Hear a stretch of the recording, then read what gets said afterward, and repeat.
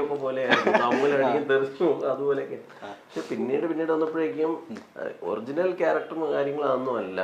അതായത് നോർമലി ഒരു human being എങ്ങനെയാണോ ആ രീതിയിൽ പെർഫോം ചെയ്യുന്നതാണ്. പിന്നെ സാഹചര്യങ്ങൾ വരുമ്പോൾ അതിനനുസരിച്ച് എല്ലാവരും റിയാക്ട് ചെയ്യുമല്ലോ, അത്രേ ചെയ്തിട്ടുള്ളൂ. ദേഷ്യം കൂടുതലാണോ? ശരി, ആവശ്യം അതുകൊണ്ടാണല്ലോ ഇങ്ങനെ വരുന്നത്, സ്ട്രഗിള് വരുന്നത്. ഒരു പടിക്ക് മേളിൽ ഞാൻ നിൽക്കും. എന്നെക്കാട്ടും എനിക്ക് ദേഷ്യം കൂടുതൽ ആൾക്കാരാണ്.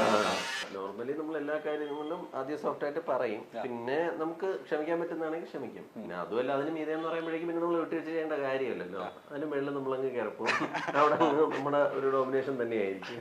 പെട്ടെന്നല്ല വന്നാൽ ഭയങ്കര സൈലന്റാവും, അതല്ലാതെ വേറെ വഴിയില്ല. പക്ഷെ സൈലന്റ് ആയി കഴിഞ്ഞിട്ട് പിന്നീട് അടുത്തൊരു ചാൻസ് വരുമ്പോഴേക്കും തിരിച്ചു വരും. പക്ഷെ എന്റെ അടുത്ത് അങ്ങനെ പെട്ടെന്നൊന്നും ദേഷ്യപ്പെടത്തില്ല. ഞാനിങ്ങനെ ഓരോന്ന് ചോർന്നോണ്ടിരിക്കും. ചില സമയത്ത് ചിലത് എനിക്ക് ഫീലായി എനിക്കത് തീരുന്ന വരെ പറഞ്ഞോണ്ടിരിക്കണം. ആദ്യം ഭയങ്കര ക്ഷമയുണ്ട്, കേട്ടോണ്ടിരുന്ന് പിന്നെയും കയ്യിൽ നിന്ന് പോകുമ്പോ മാത്രം ദേഷ്യ. പിന്നെ ഞാനങ്ങ് സൈലന്റ് ആവും. ഒരാള് വയലന്റ് ആവുമ്പോ ഒരാള് സൈലന്റ് ഓക്കെ. ഇനി ചേച്ചി ഈ പറഞ്ഞ പോലെ ചേച്ചിയുടെ ഒരു തഗ് പോയിക്കൊണ്ടിരിക്കുന്നുണ്ട്. ആ തഗ്ഗ ഇനി പറയാൻ പോകുന്നത്. സ്വർണ്ണം ഒരു മുതൽക്കൂട്ടല്ലേ? മുതൽക്കൂട്ടിക്കോ? സ്വന്തം കാലിൽ അധ്വാനിച്ചുണ്ടാക്കിയിട്ട് മുതൽക്കൂട്ടിക്കോ?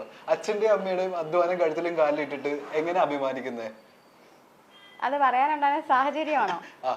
സാഹചര്യം കുറെ കമന്റുകൾ വായിച്ചതാണ്.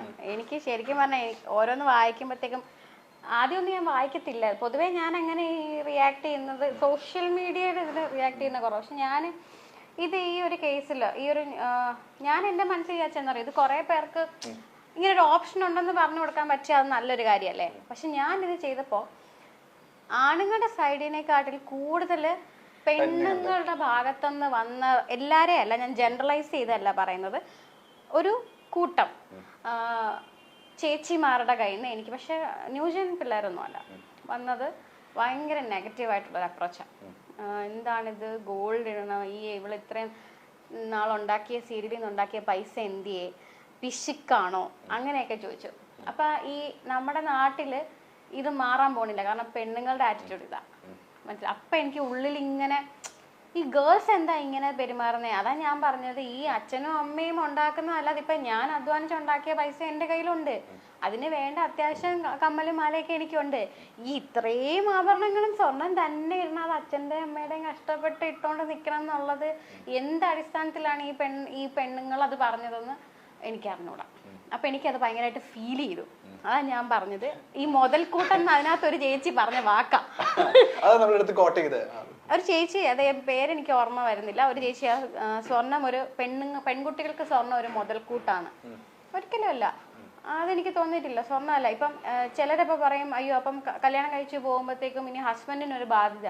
അതെങ്ങനെയാവും? നമ്മൾ അധ്വാനിച്ചൊരു ജോബ് കിട്ടിക്കഴിഞ്ഞ് അദ്ദേഹത്തെ ഫിനാൻഷ്യലി സപ്പോർട്ട് ചെയ്യാൻ പറ്റുന്നതല്ലേ ഏറ്റവും നല്ലത്? അതല്ലേ നല്ല ഡിസിഷൻ? അതോ അച്ഛനും അമ്മയും കഷ്ടപ്പെട്ട് ഉണ്ടാക്കുന്നത് കൊണ്ട് കൊടുക്കുന്നതാണോ? പാർട്ട്ണർ എന്ന് പറയുമ്പോൾ എല്ലാത്തിലും പറഞ്ഞു, നാളെ ഒരു സമയത്ത് സാറിന് ഒരു ആവശ്യം വന്നാൽ ഫിനാൻഷ്യലി ഹെൽപ്പ് ചെയ്യാൻ പറ്റുമെന്ന് നമുക്കൊരു ജോബ് വേണം. അത് പെൺകുട്ടികൾ ചെയ്താൽ പോരെ? പിന്നെ ഈ ഡൗറി അല്ലെങ്കിൽ ഈ സ്വർണം പണം എന്ന് പറയുന്ന ഒരിക്കലും ഇപ്പം ഒരു മക്കളെ ഇതുപോലെ ഇത്രയും വളർത്തി അത് വേറൊരാൾ വിവാഹം കഴിപ്പിച്ച് കൊടുക്കുമ്പോഴേക്കും അവർ നോക്കുന്നത് അവർക്കൊരു സ്വന്തം കുട്ടിക്ക് ഒരു നല്ല ജീവിതമാണ്. അതല്ലാതെ ഇത്ര തുക കൊടുത്ത് അല്ലെങ്കിൽ ഇത്ര സ്വർണം കൊടുത്ത് എൻ്റെ മോൾ അവിടെ അയക്കാന്ന് പറയുന്നത് അതൊരു ഹോസ്റ്റലിൽ പഠിക്കാൻ അയക്കുന്നതിന്, ഫീസ് കൊടുത്ത് പഠിക്കാൻ അയക്കുന്നതിന് തുല്യമാണ്. അതല്ലെങ്കിൽ വേറെ എവിടെയെങ്കിലും കുറച്ച് ഫീസ് കൊടുത്ത് എൻ്റെ മോളെ കുറച്ച് കാലം അവിടെ നിർത്തിക്കോണേ, അതിനുള്ള എമൗണ്ട് ആണ് ഇത് എന്ന് പറയുന്നതിന് തുല്യമാണ്. അതിൻ്റെ വേറൊരു വെർഷനാണ് ഈ സാധനം. ഇത്രയും കൊടുത്ത് ഞാൻ അയക്കുന്നുണ്ട്, അതുകൊണ്ട് സേഫായിട്ട് നോക്കാം. ഇത് കൊടുത്ത് അയച്ചില്ലെങ്കിൽ സേഫായിട്ട് നോക്കത്തില്ലേ? അതല്ലെങ്കിൽ ഇത് കഴിയുന്നത് വരെ സേഫ് ആയിട്ട് നോക്കുള്ളൂ, അത് കഴിഞ്ഞ് ഞങ്ങൾക്ക് തിരിച്ചു തരണേ. അല്ല, അങ്ങനെ അങ്ങോട്ടേക്ക് പോകാനാണെങ്കിൽ പിന്നെ ഇങ്ങനെ ഒരാളെ സെലക്ട് ചെയ്ത് കൂടെ കൂട്ടേണ്ട കാര്യം എന്താ? നമ്മളൊരാളെ സെലക്ട് ചെയ്യുന്നത് അയാളുടെ പ്രോപ്പർട്ടി കണ്ടിട്ടോ അയാളുടെ വെൽത്ത് കണ്ടിട്ടോ ഒന്നുമല്ല. നമുക്ക് എല്ലാ കാര്യങ്ങൾക്കും ഷെയർ ആയിട്ട് നിൽക്കാനും പാർട്ണറായിട്ട് നിൽക്കാനും ഒരാളാണ്. അങ്ങനെ ഒരാളെ ചൂസ് ചെയ്യുമ്പോൾ അയാളുടെ ബാക്ക്ഗ്രൗണ്ട് സപ്പോർട്ട് എന്താണ്, പ്രോപ്പർട്ടി എന്താണ്, അയാളുടെ വെൽത്ത് എന്താണ്, അത് നോക്കേണ്ട കാര്യം നമുക്കില്ല. കാരണം നമ്മുടെയും കൂടെ ആവശ്യമാണ്. അപ്പോൾ അവരുടെ മാത്രമാണെന്നുണ്ടെങ്കിൽ ശരി നിങ്ങൾ ഇത്രയും തന്നു ഇങ്ങനെ തന്നു ഞാൻ നോക്കിക്കോളാം എന്ന് പറഞ്ഞ് നമുക്ക് ഡിമാൻഡ് ചെയ്ത് നമ്മുടെയും കൂടെ ആവശ്യമാണ്. അവിടെ നമ്മൾ ബാർഗൈൻ ചെയ്യേണ്ട കാര്യമില്ല. പിന്നെ അവരുടെ സന്തോഷം എന്താണോ അവരത് ചെയ്യുന്നില്ല എന്നല്ല, അവരത് ചെയ്യുന്നുമുണ്ട്. അതിനെ നമ്മൾ ഇങ്ങനെ ബാർഗൈൻ ചെയ്യാൻ പോകുന്ന ഒരിക്കലും അത് ചെയ്തിട്ടുണ്ട് എന്റെ പാരന്റ്സ്, അതാണ് ഞാൻ പറയാം. ചേച്ചിക്കും ചെയ്തിട്ടുണ്ട്. പക്ഷെ അതെല്ലാം വീട്ടിൽ തന്നെ ഇരിപ്പുണ്ട്. ഞാനും സിസ്റ്ററും അങ്ങനെ തന്നെയാണ്. ഇപ്പൊ എത്ര മക്കളുണ്ടോ ആ ഒരു അച്ഛനും അമ്മയ്ക്ക് എത്ര മക്കളുണ്ടോ അവരെല്ലാം ഒരേപോലെ തന്നെയായിരിക്കും. അവരുടെ മക്കൾക്ക് അവരെന്താണോ കൊടുക്കാൻ അല്ലെങ്കിൽ നൽകാൻ ആഗ്രഹിക്കുന്നത് അവരത് ചെയ്യും. അത് നോർമലി എല്ലാവരും ചെയ്യുന്നതാണ്. അതിന് ഈ സന്ദർഭത്തിൽ അതങ്ങനെ പ്രശ്നമായിട്ട് കാണിക്കേണ്ട ഒരു ആവശ്യം അങ്ങോട്ട് കൊടുക്കണം. അപ്പൊ പെൺകുട്ടികൾക്ക് തീരെ വിലയില്ലേ? നമ്മളൊരു സാധനം പൈസ കൊടുത്തല്ലേ വാങ്ങിക്കുക, ഈ പൈസ കൊടുത്തു വിടുന്നത്, അപ്പൊ വിലയില്ല. അതേ ഞാൻ ചോദിച്ചുള്ളൂ. അതിനാണ് ഇവിടെ എന്റെ ദൈവമേ. ഈ പറഞ്ഞ പോലെ നിങ്ങളുടെ കല്യാണം കഴിഞ്ഞ് മണിക്കൂറുകൾക്കുള്ളിൽ ഈ ന്യൂസ് വരാൻ തുടങ്ങിയല്ലോ. ഞാൻ ശരിക്കും പറഞ്ഞ ആ കല്യാണത്തിനെ പറ്റി ഒന്നും ചിന്തിക്കാണല്ലോ. പിന്നെ മൊത്തത്തിൽ അങ്ങ് എയറിലായിരുന്നു. ഒരാഴ്ച കഴിഞ്ഞ ഒന്ന് താഴെ ഇറങ്ങിയത്. കൂടുതലും ഇവിടെ കമന്റ്സ് വന്നത് കേൾക്കുകയാണ്. എന്നിട്ട് കുറച്ച് എനിക്ക് വന്നിട്ടുണ്ട്, ഞാനെന്താ ചോദിച്ചില്ലേ, അപ്പൊ അതൊന്നും വേണ്ടേ എന്നൊക്കെ ചെയ്തു. നമ്മൾ എന്തിനാണ് അതൊക്കെ ആവശ്യപ്പെടുന്നത്? നമ്മുടെ ലൈഫിന് രണ്ടുപേർക്കും ഒരേപോലെ ആവശ്യം, ഒരു പാർട്ണർ എന്നുള്ള കണക്കിലാണ് നമ്മൾ പോകുന്നത്. അപ്പം നമ്മൾ ആവശ്യപ്പെടേണ്ട കാര്യമില്ല, അവരത് നൽകേണ്ട കാര്യമില്ല എന്നുള്ളതാണ്. അപ്പം എൻ്റെ വീട്ടിൽ നിന്നായാലും ഒരാളെ അയക്കുമ്പോഴേക്കും ഞാനും ഇതേ കൺസെപ്റ്റിൽ തന്നെയായിരിക്കും. അല്ലേ, നമ്മൾ വില കൊടുത്തിട്ടല്ലല്ലോ ചെയ്യേണ്ടത് ഈ കാര്യങ്ങളൊക്കെ. ഇപ്പൊ നമ്മൾ ഇത്രയും ബോൾഡ് ആയിട്ട് സംസാരിക്കുന്നുണ്ട് ഇതിനെപ്പറ്റി നമ്മൾ റിയാക്ട് ചെയ്യുന്നുണ്ട്. പക്ഷെ ആ സമയത്ത് ഇതൊന്ന് കല്യാണം കഴിഞ്ഞ് ഈ കമന്റ്സ് വരാൻ തുടങ്ങിയ സമയത്ത്, ഇത്രയും നെഗറ്റീവ് കമന്റ്സ് വരുന്ന സമയത്ത് നിങ്ങളൊന്ന് ചെറുതായിട്ടൊന്ന് ഡൗൺ ആയിട്ടുണ്ടായിരുന്നു, അഫക്ട് ചെയ്തിട്ടുണ്ടായിരുന്നു നിങ്ങളത്? എന്തിനാ, ഞങ്ങൾ ചെയ്ത കാര്യങ്ങളും അതെല്ലാം സ്ട്രേറ്റ് ഫോർവേഡ് ആണെന്നുള്ള ഒരു കോൺഫിഡൻസ് നമുക്കുണ്ട്. അപ്പൊ അതിനെതിരായിട്ട് ഞങ്ങൾ ചെയ്ത അയ്യോ അതിൽ എന്തെങ്കിലും മിസ്റ്റേക്ക് ഉണ്ടായിരുന്നു അല്ലെങ്കിൽ അത് മോശമായി പോയി എന്ന് ഞങ്ങൾക്ക് തോന്നിയാലല്ലേ ഞങ്ങളത് ഇങ്ങനെ ചെയ്യേണ്ട കാര്യം. അങ്ങനെ അഫക്ട് ചെയ്തിട്ടില്ല. എനിക്ക് ഒരു കാര്യം മാത്രം എനിക്ക് ഫീൽ ചെയ്തു. എൻ്റെ അച്ഛനെ ഭയങ്കര മോശമായിട്ട് പറഞ്ഞു. അച്ഛന് കഴിവില്ലാത്തതുകൊണ്ടാണോ ഞാൻ അവിടെ നിന്ന് സംസാരിച്ചത്? ഒരിക്കലും അല്ല. എൻ്റെ അച്ഛന് കഴിവുള്ളത് കൊണ്ടാണ് ഞാൻ അങ്ങനെ സംസാരിക്കാൻ പറ്റുന്ന ഒരു രീതിയിലൊരു മോളായി മാറിയത് അല്ലേ. അവരെനിക്ക് കൊച്ചിലെ മുതലേ LKG പഠിക്കുമ്പോൾ പോലെ എൻ്റെ അമ്മ ടൈം ടേബിൾ എടുത്ത് തന്നെ എനിക്ക് ഓർമ്മയില്ല. എല്ലാം തന്നെ, ഫുഡ് എടുക്കുന്നത് തന്നെ, അങ്ങനെ ഒന്ന്, കാരണം അങ്ങനെ വളർത്തി. അതുകൊണ്ടല്ലേ ഇപ്പൊ അച്ഛനും അമ്മയ്ക്കും ടെൻഷൻ ഇല്ലാതെ ഇരിക്കാൻ പറ്റുന്നത്. അതുപോലെ തന്നെ ഈ സോഷ്യൽ മീഡിയയിൽ ഇന്ന് വന്ന് ഇങ്ങനെ നിൽക്കാൻ കാര്യവും അച്ഛന്റെ ഹോൾഡും കോണ്ടാക്ട്സും വഴി തന്നെയാണ്. അപ്പൊ അച്ഛൻ അത്രയും ഇനിഷ്യേറ്റ് എടുത്തത് കൊണ്ട് തന്നെയാണ് ഇന്ന് ഈ ലെവലിൽ നിൽക്കുന്നതും.